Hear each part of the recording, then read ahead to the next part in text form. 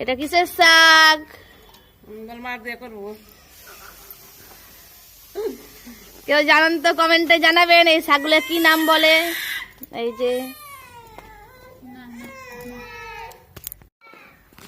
এই যে আমরা এখানে শাক পাচ্ছি।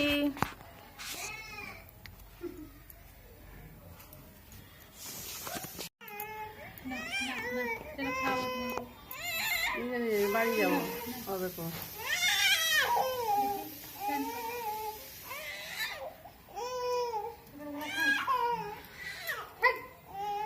শুধু ডোকাটা নিচ্ছে শাকের। তুমি কার জুতো পরেছো?